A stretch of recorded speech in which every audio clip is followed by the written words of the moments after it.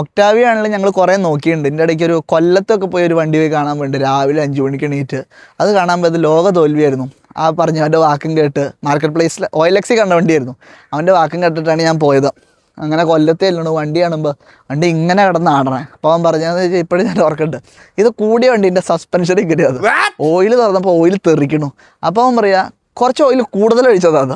ശരി, ഞാൻ ഒന്നും മിണ്ടാണ്ട് അവിടെ നിന്ന് പോകുന്നു. പിന്നെ ഒക്ടാവിയകൾ എനിക്ക് വേണ്ടിയിട്ട് ബേസിൽ ലാലുമാർ രണ്ടെണ്ണം പോയി കോതമംഗലത്തിന് വണ്ടി നോക്കിയിട്ടുണ്ട്, കോട്ടയത്തിന് വണ്ടി നോക്കിയിട്ടുണ്ട്.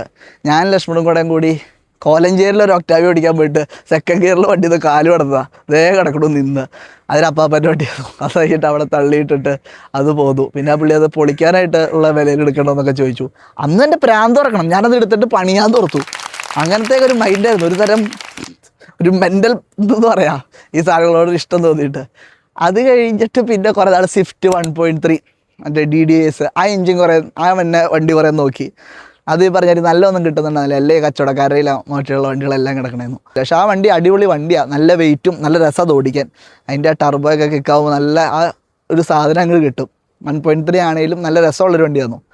പിന്നെ അതിന് ശേഷമുള്ള സ്വിഫ്റ്റ് നോക്കി, പക്ഷെ അത് പറഞ്ഞാൽ എന്താ ഒരു വണ്ടി കണ്ടാൽ പോയി നോക്കിയോളൂ. അതിൻ്റെ ഇടയിലേക്ക് പിന്നെ വെൻഡോ ഒരു മനസ്സിലേക്ക് കയറി വന്നായിരുന്നു, എൻ്റെ 1.6 TDI. അത് ഈ പറഞ്ഞാൽ ഒരു വണ്ടി പോയി കണ്ടു, ഒരു ഓൾമോസ്റ്റ് ഒരു സിംഗിൾ ഓണർ വണ്ടിയായിരുന്നു, നല്ല വണ്ടിയായിരുന്നു. പക്ഷേ